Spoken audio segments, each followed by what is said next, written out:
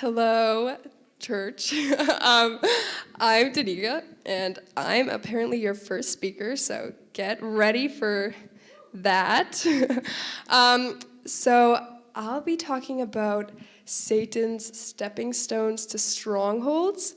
But before I do that, I have to give you all an apology because I'm not Pastor Abe, so I don't have a cool laptop. I just have my phone. So, I'm not scrolling through Instagram. I'm just scrolling through my notes. Don't worry. Okay, so last week, Jamie asked me if I would want to speak at youth, kind of about the youth retreat, just to practice for today. And my first thoughts were kind of like, meh, like talking about the youth retreat, like it was really good, but what do I really have to say about the youth retreat?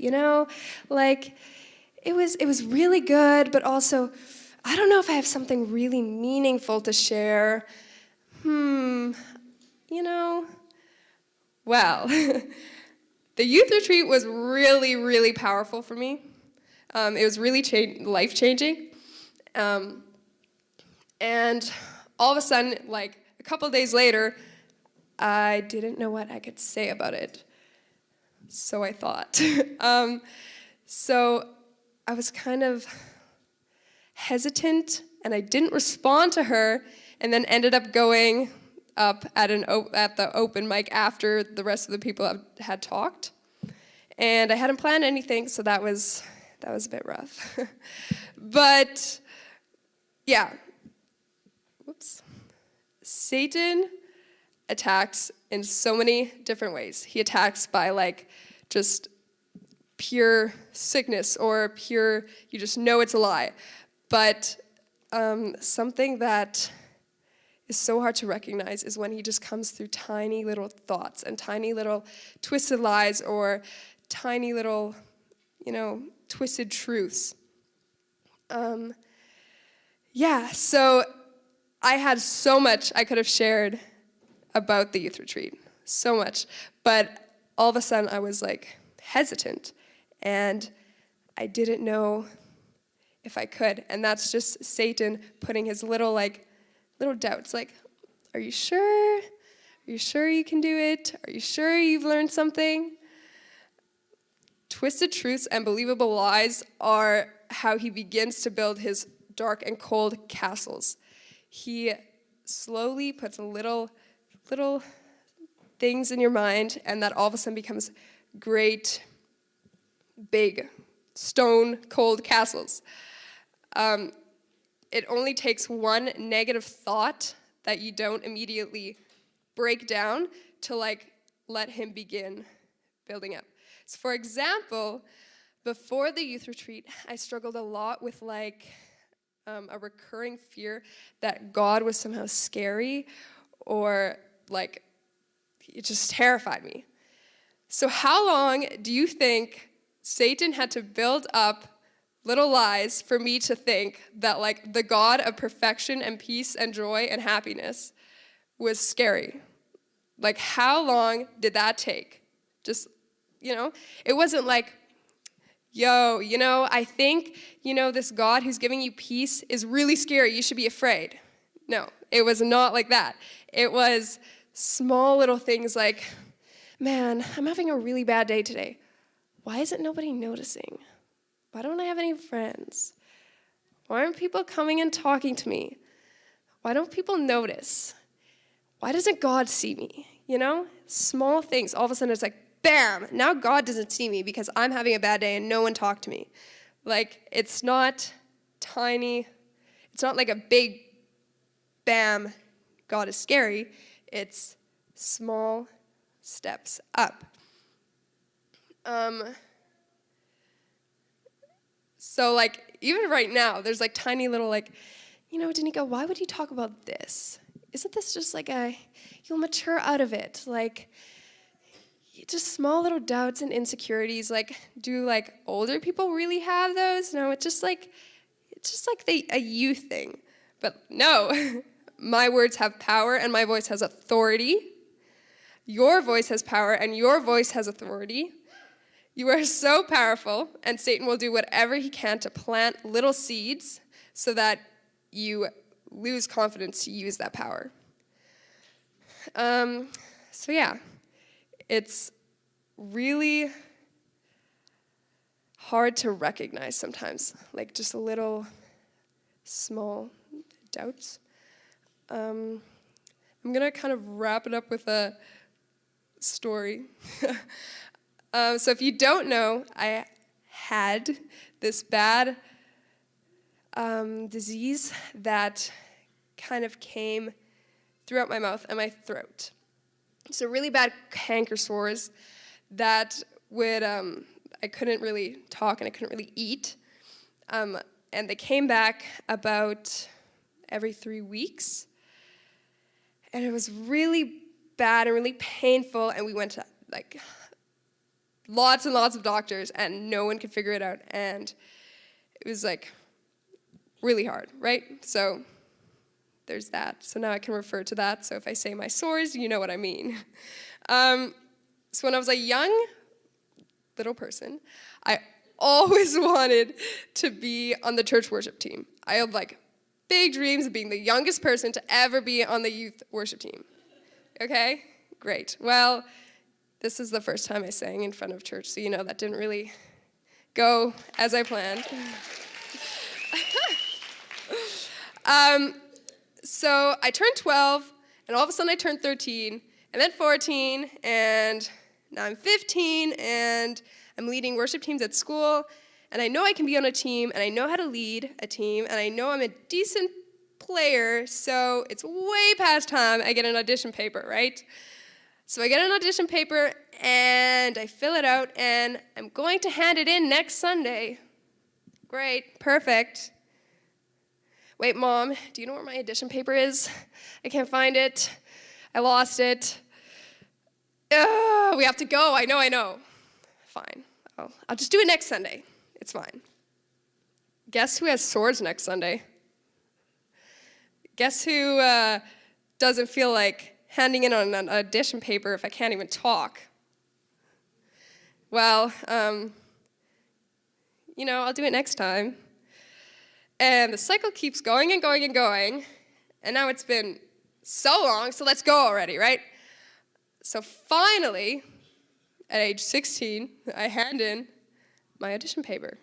Yay! Now I'm on the team. Now nothing will really get in the way of that, right? Well, that's wrong. So the week before, the Sunday before the youth retreat, my sores were coming back. And we had a big church prayer for me, as you will have maybe remembered. So they prayed for me, and they never just went away. But I was like, it's going to happen. Like, they're just going to explode, because on the youth retreat, when they would have been really, really bad, I was singing at youth for the first time. So I was like, man, it's just going to blow up. But then we prayed, and they never went away, but they never got worse. So I ended up singing at the youth retreat, and it was good. But this year, 2022, I haven't once led a worship set or been in a worship set where I have felt completely healthy. I've either had a cold, or I've had sores, or I've had like a sick stomach where I'm throwing up, or a stuffy nose, or, anything like that.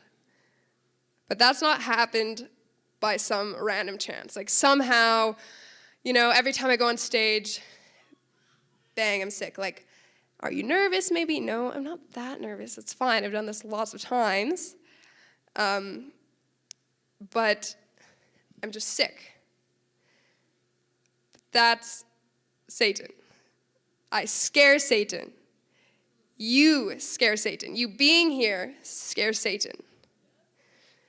He will try to convince you that this is boring, or it doesn't make sense, or like, where is God? I haven't felt him in so long. But this is powerful. Worshiping God is powerful. Following God is powerful. Being at church is powerful. Praying at home is powerful. He will try to build those lies and create stepping stones to force you out of being powerful and having authority. So my encouragement to you all is to call Satan out on his doubts as soon as they begin, because he has a funny way of growing the stone castle very quickly. Through God, we are powerful, and don't let Satan trick you into forgetting that. Thank you.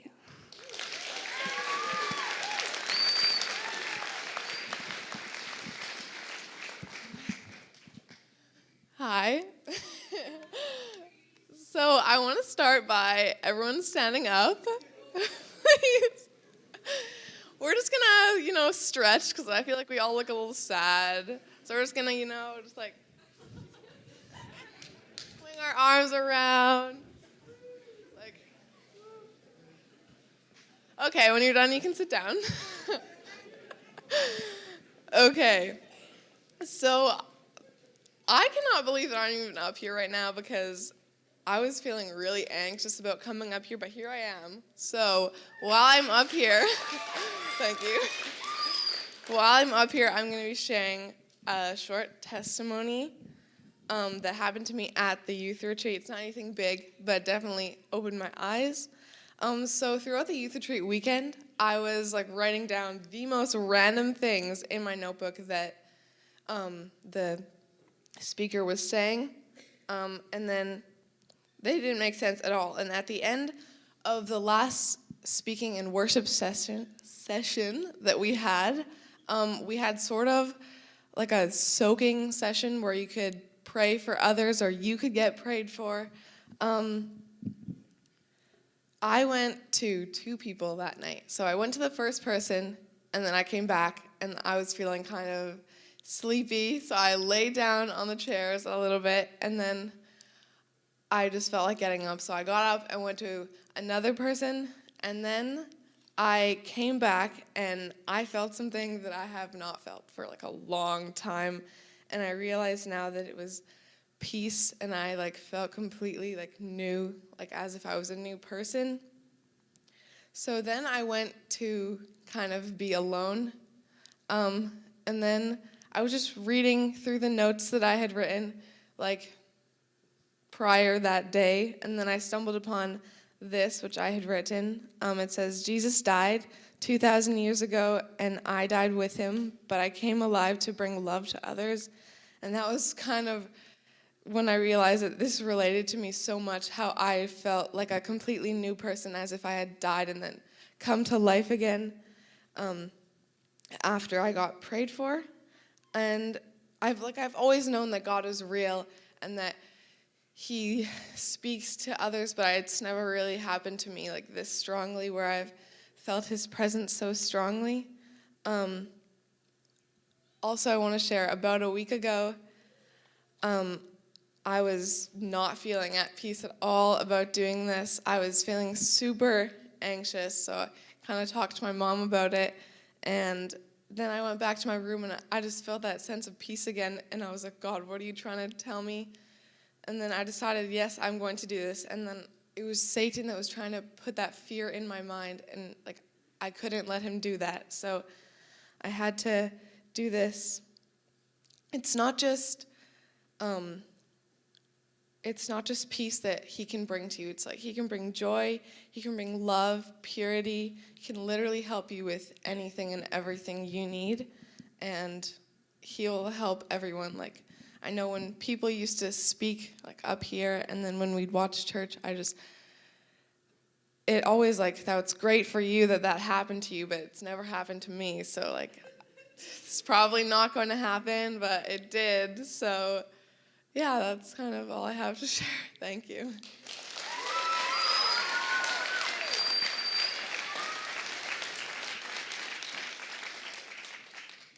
Good morning. I don't have any technology, just a piece of tree with black scribbles on it. So my name is Cyrano. I guess I have to speak to you. So I had this word from the English language that I was thinking of, and the word is oxymoron. It is not a swear word. The definition is a figure of speech that combines two usually contradictory terms in a compressed paradox. So like, example, bittersweet. If you have something bitter, it probably does not go with something sweet. It's like coffee and strawberries. Just, yeah, I don't know. Some more examples. A wise fool. That's me. Deafening silence. It's like, silence is deafening. Whoa. Clearly misunderstood. Cheerful pessimist. If you meet those people on the street, they're like cheerful, but they just, whoo. Something loosely sealed. So you loosely seal it. Random order. Like, if you put something in random order. Paper towel. Like, it's a towel. It's not paper. This is paper right here. Towels aren't made of trees. A damp flame, which I kind of like. I use that as my username. Falling gravity. Like falling gravity. What if gravity would just like rain down from the sky? Like that would be pretty cool. I'd like to see that. A beautiful ugly. I'm pretty sure that exists, right? You're looking at one right now. Richly poor. So like if you're poor but you're like rich in it, you know? So they almost make sense. Like if you think about it, yeah, you know, they have a meaning behind it. God's love is like an oxymoron. It's so weird. Okay, so first of all, we're humans, right? And we kind of suck. Like, let's just be honest here. We are made from. Okay, so God created us. First of all, like He made us. He could have gave us tails if He wanted to, but He didn't. Just kind of why. He made us out of dust, like dirt. Like in the summer, in the middle of summer, how much of you go outside and be like, oh, I'm walking on dirt. Oh. You know, like how, like, I don't. I mean, God loves you too if you do. We don't deserve His love. We mess up. Thanks, Adam and Eve. We mess up. We sin. We hurt each other. We fight each other. Like, we've only been to the moon 6 times. Like, we do not deserve His mercy. We do not deserve His love. He created the world. We can barely build a Lego set. Like, you know, the difference there is big. He brings sweet to our bitter. When we have a bittersweet, it's a whole new word with a whole new meaning. His love is the sweet, we are the bitter. And that amazes me. So that's kind of my intro. Now I'm going to explain one of my favorite Bible stories from the Bible. And it's the story of Lazarus being raised from the dead. But I'll be honest, that part is not what makes me love it so much. It's the beforehand. I'll just go through it. So Genesis 1:1. I'll start in the beginning. God created the heavens and the earth. That's a massive deal, because if He didn't do that, we wouldn't exist right now. So then, yeah, from there He decided to he decided to coach the Israelites, babysit them a bit, you know. Of all people, the Israelites, why not the Romans? Or the Canadians, that would be kind of helpful right now. So Jesus is God, as we know. He was the Word. In the beginning was the Word, and the Word was with God, and the Word was God. So Jesus, he is the human, he is 100% human, 100% God, right? So he is a human being that, whatever, he's God. He's God too. So that's also a big deal. Like, yeah, he never messed up. Jesus does some pretty cool miracles, like water to wine. That's like he turned water to wine. There's one time there was this rich man, right? And the rich man asked Jesus if he could heal his son. And Jesus asked him, "Do you have faith?" And then the guy's like, "Yep." And then it's like that. And Jesus said, "He's healed." And the rich man went home, and the son was healed. Jesus didn't have to move anywhere. He just, like that, Jairus' daughter, he went to Jairus' house, right? It took him a while to get there, but he went there. And he raised her from the dead. And that's a big deal. That's big. Like, you don't see that every day. So, see, that's kind of Jesus' part of the story, right? Now let's go to Mary and Martha and Lazarus. They were in a weird family. How I know this is, it doesn't mention anywhere in the Bible that Martha had a husband. So that means Martha's a widow or she's 12, which would make Mary 5. So it kind of is implying that they are a close-knit family. Lazarus is probably taking care of them. He's their brother, right? So they're close-knit. They're close family. Jesus loved them very much. Like, you all know the story of Mary sitting at Jesus' feet, and they have a special connection, Jesus and Mary. It's pretty cool. Martha is the busybody. So they're a close-knit family. So when Lazarus gets sick, it's a big deal. Lazarus was probably their income. Like, he is probably the one who works. So, like, they're kind of screwed if he dies. They love him, right? And so they asked Jesus. They sent a messenger to ask Jesus, come on, please come heal him. Like, they know he can do miracles. They know that. And that also takes faith. I'll give it to them. They've seen it before, and they had great faith. But Jesus didn't come, which, if you think about it, is really, really strange. If I was told that my dad was dying, I would book it. Like, no questions asked. Jesus loved them, okay? But he didn't go. And that's just, like, if you think about it, that's just, why? Like, yeah, he was going to show his power, and that's probably why he didn't go. But he's human. He loved them. He's human.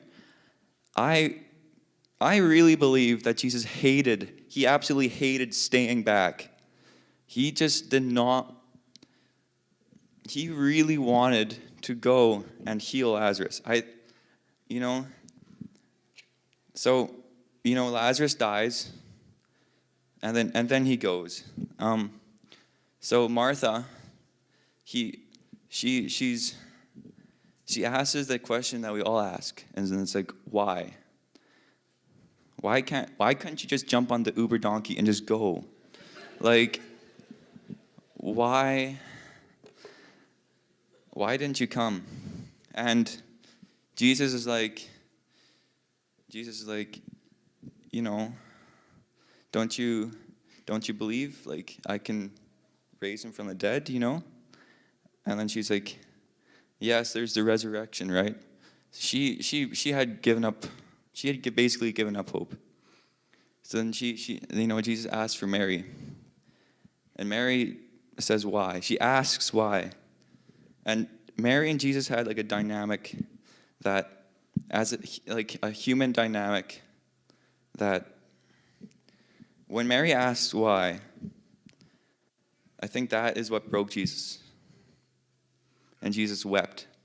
And that is just a picture that that has so much circulating in it.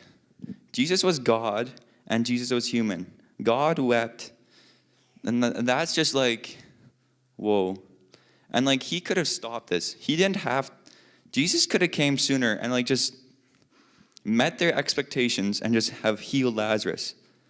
But instead he decided to go through the pain of watching them suffer. And that is just, wow. I'll give a little small testimony of what happened to me. So it was the youth before the youth retreat. 1 minus 1. And so there I was not having it. It was a bit tough. I was struggling with some things, and I kept having this thing. I'm like, okay, I'm the strong one. I'm the leader here. I should not be struggling right now. And that was just conflicting, and it just was not working. And I prayed to God. I'm like, okay, just speak to me. What am I doing wrong? And I just could not hear him clearly. Like he could not. I just was not hearing him, and I'm like, okay, why? What is happening? And I prayed that someone would come and pray for me. Like I just I needed someone there. And I cried a bit, I'll be honest. Tears make a big deal. It's a big deal. Tears are liquid with salt in it. Like it's a big deal. And Mr. Dwayne did come and pray for me, and it was an answer to prayer. I believe that Jesus was crying with me. I believe he really wanted me to catch his words. But he waited. And I don't know why. Or, let me rephrase, I think I do know why. Youth retreat, I saw people with their heads down. And I'm like, that was me. That was me a week ago. And I had the courage to step up and pray for him. And that was like, it wasn't a feeling of looking down on them. It was like a feeling of, hey, I was on the same boat with you. I know how that feels. So, Jesus loves you. He cries for you. He cries with you. He hates waiting. But it's for a good reason. All these stories, like, if you look through it, it was worth it. But he loves you. He's always with you. Thank you.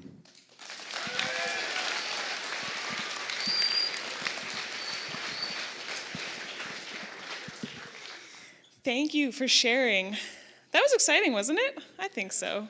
I loved what Denika had to say about how we really need to be careful about the enemy's lies, right? Like you can't just let any thought come into your brain. You really have to take hold and say, is this thought coming from God or is this thought coming from the devil? And what is true? What do I believe? What do I not believe? I think that's really powerful. That's a really good reminder, I think, for everybody. And for Raneisha sharing about how peace comes, right? Like God does bring you peace in the moments when you're afraid, when you're uncertain about what's going to happen, and you're like, God, please help me. Sometimes it takes time, kind of like what Cyrano said. It takes time sometimes, but he does come and he does bring that peace. We just have to wait for him and remember that he is good and he loves us. Cyrano had a really good little oxymoron thing going on. I like that. I liked how he kind of shared, how we as humans are kind of the sour, aren't we? Sometimes we are a little sour. We're a little hard to take, right? We can't always take each other and we're like, ooh, you're not having a good mood today. I'm walking away from you. But God is the sweet, and he comes and he meets with us, and somehow it just works. Somehow in our sourness, God brings his sweetness to us, and he changes us, and he works with us, and he cries with us sometimes too, right? When we're sad, he is sad too. So that was really great. Let's give them all another round of applause.